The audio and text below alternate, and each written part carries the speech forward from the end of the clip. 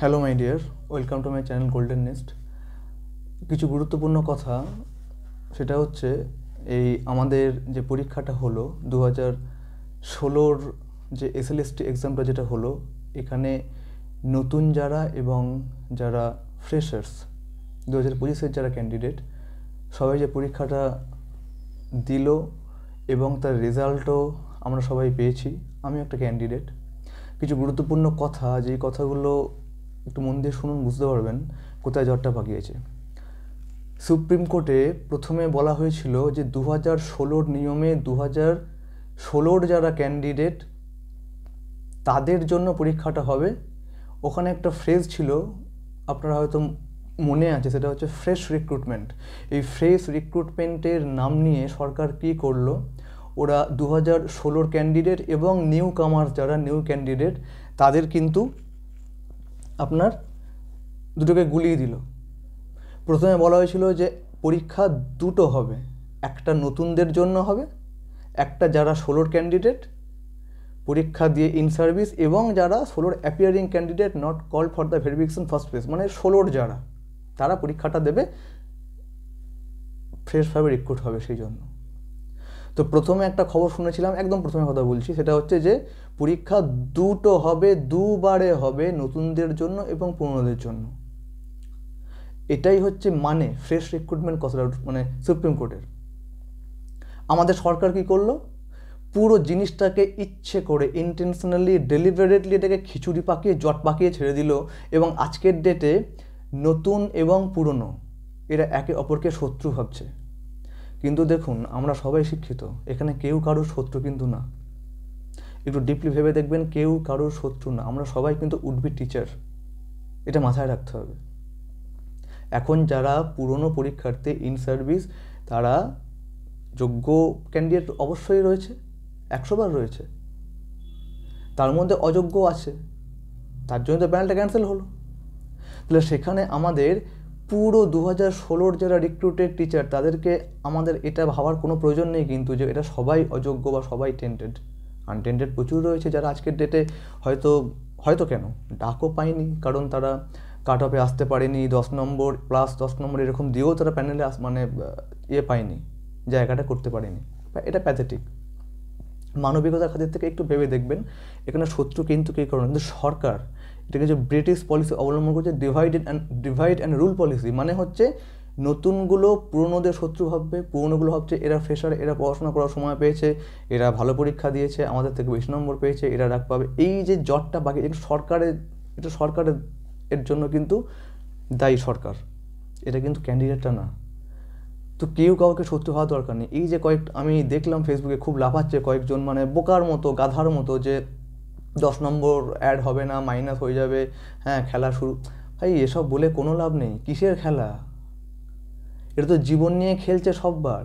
16 যোগ্য প্রার্থীদের নিয়েও খেলছে, নতুনরা নিয়ে খেলছে, রাস্তায় আন্দোলনে নামা হলো, করুণাময়ীতে পুলিশের বুটের লাত খেয়ে ধাক্কা ধুক্কি করে যে 10 নম্বর বাদ দিতে হবে। হ্যাঁ, এটা একটা ভ্যালিড লজিক রয়েছে যে 10 নম্বর, যেখানে প্যানেলটাই ক্যান্সেল, সেখানে 10 নম্বর কোথা থেকে ভ্যালিড হলো, কোথা থেকে এলো? Valid logic. কিন্তু এইটা নিয়ে তো খাওয়া খাওয়ার কোনো প্রশ্ন নেই। তো এখানে যোগ্য ক্যান্ডিডেটরা রয়েছে। আমিও কিন্তু 2016 একজন ক্যান্ডিডেট, পরীক্ষায় দিয়েছিলাম, ওই একই লেখা ছিল আমার মতো যারা ফেট নিয়ে বসে আছে, মানে কপাল কি, যে not called for the verification first phase. Second phase তো হয়নি, সব মাটি মালগুলো ঢুকে গেছে। তো গল্প এখানে সত্য কেউ করো না, গল্প হচ্ছে ন্যায্য ব্যাপারটা, জাস্টিস ব্যাপারটা, স্বচ্ছতা ব্যাপারটা, এইটা প্রশ্ন। আজকে ডেটে এসএসসি কোথায় দাঁড়িয়ে গেল? আজকে সুপ্রিম কোর্টে যে রায়টা দিল, এসএসসি কোথায় দাঁড়িয়ে গেছে? কোথায়? ডাস্টবিনে, একদম ডাস্টবিন। এরা ভেবেছিল জটলা পাকিয়ে খিচুড়ি পাকিয়ে আবার টাকা তুলে আবার এইভাবে টেন্টেডগুলো 1806 জনের নাম পাওয়া গেছে যারা টেন্টেড পরীক্ষা দিয়েছে, ইভেন ওরা ইন প্রসেস। 1800 ক্যান্ডিডেট, কিন্তু ইয়ার কি না, এটা ফাজলাম মোটেও না। কিন্তু এর জন্য কে দায়ী? নতুনরা দায়ী? পুরনো যোগ্যরা দায়ী? না, গভর্নমেন্ট, সরকার, সিস্টেম, কারাপ্টেড সিস্টেম দায়ী। এটা বুঝতে হবে। এখানে পুরনো নতুন কাদা ছোড়াছুড়ি করে কোনো লাভ নেই। আজকের রায় কোথায় গিয়ে দাঁড়িয়েছে? আজকে সুপ্রিম কোর্ট তুলোধনা করেছে। আজকে এরা তো বেহায়া, এদের লজ্জা, ঘৃণা, মান সম্মান এদের নেই। এটা ভাবতে হবে আমাদেরকে আগে। আর দ্বিতীয় কথা হচ্ছে যে আজকে আমার যেটা মনে হচ্ছে, আমি যে জন্য ভিডিওটা বানালাম, মন দিয়ে শুনুন। এই পরীক্ষাটা যেটা হলো 9, 10 এবং 11, 12 যদি পুরো ক্যান্সেল হয়ে যায়, যদি এক্সাম হয়, একবার ভেবে দেখুন তো। এখানে 2016 যোগ্য ক্যান্ডিডেটরা গিনিপিগ, নতুন ক্যান্ডিডেট যারা 3টে মাস জুন, জুলাই, আগস্ট দিন রাত এক করে পড়ে গেছে, প্রত্যেককে কথা বলছি, গিনিপিগ তারা। Both we are guinea pig in the hands of government, in the hands of system. আমরা এখানে ভিকটিম, 16 যোগ্যরাও ভিকটিম, আমরাও এখানে victims. We are on the same boat. Exam মানে কি? ওরা আগে জানতো না যে ফ্রেশ রিক্রুটমেন্ট মানে খিচুড়ি পাকানোটা নয়।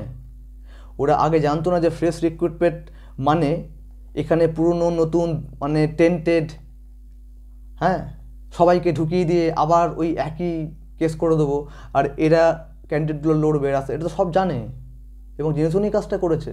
এইটা আমাদের বুঝতে হবে। আমরা সবাই শিক্ষিত, কিন্তু এখানে ব্রেনটা লাগাতে হবে, বিবেককে কাজে লাগাতে হবে।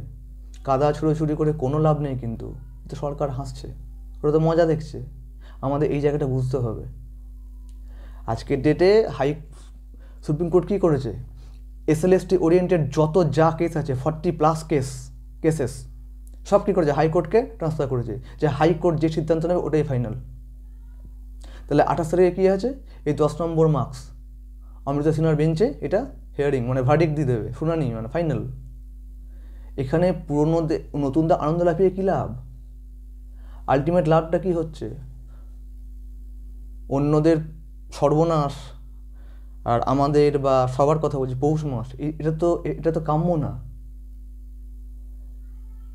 প্রবলেম এইখানে দাঁড়িয়ে গেছে যে যদি আবার এক্সাম হয়, যদি আবার পরীক্ষায় বসতে হয়, ওই একই জিনিস খেটে খুঁটে পড়ে ওই দিন রাত এক করে।